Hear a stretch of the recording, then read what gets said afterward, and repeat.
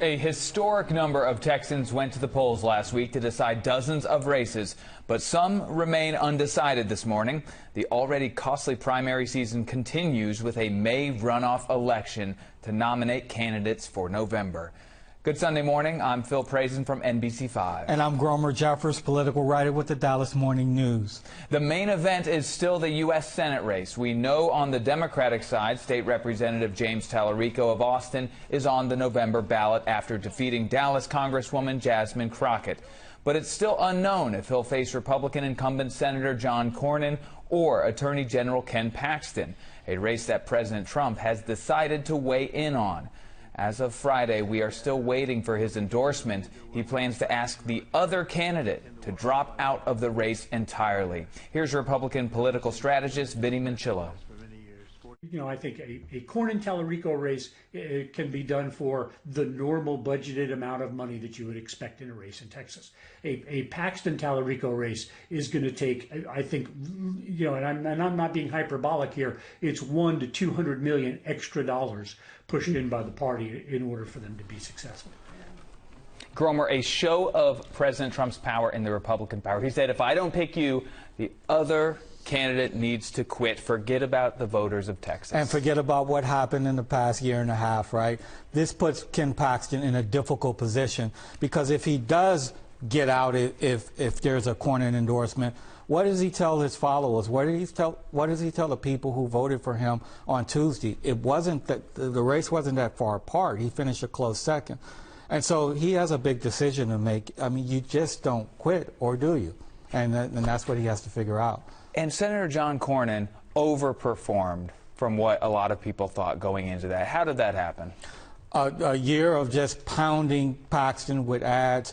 Well, he spent, what, $70 million or so on it, and other related groups spent even more. So you had that situation where he kept pounding Paxton. And remember, Phil, Paxton didn't answer back for much of the campaign. Yep. And anytime you have that kind of barrage of negative campaigning, it's going to have some sort of effect.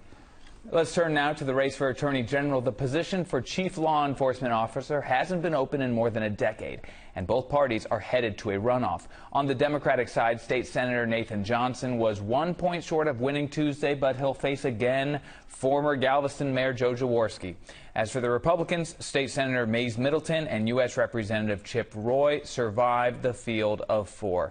Gromer, I took that Republican race as a race about name ID. Who could get their name out the fastest? And Mays Middleton, with his millions of dollars, made it happen.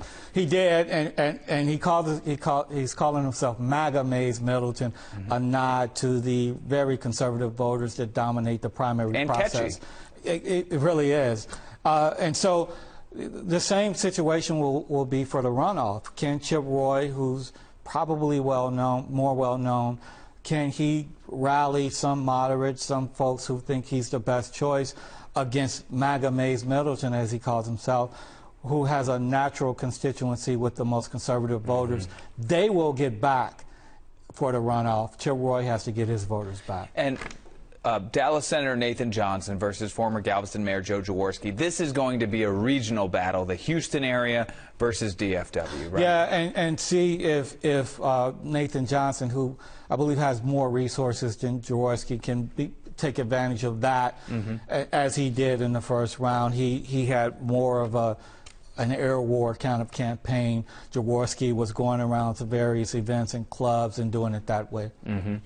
Let's turn now to the two congressional races impacted by redistricting.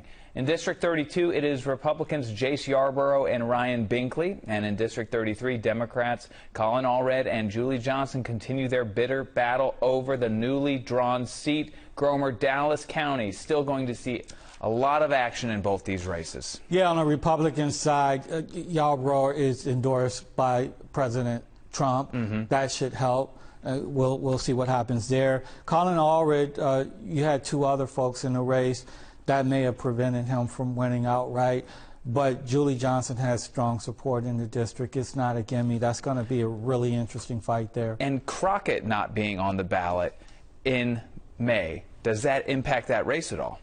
Well, we'll see. You know, she brought out women. She brought out communities of color. That's a minority district. you know, turnout might not be as large. Allred has name recognition, so does Johnson. I think it's the campaign that executes the plan. And you also wrote in the Dallas Morning News about 5 takeaways from election night. And looking toward the runoffs, we've covered all but one.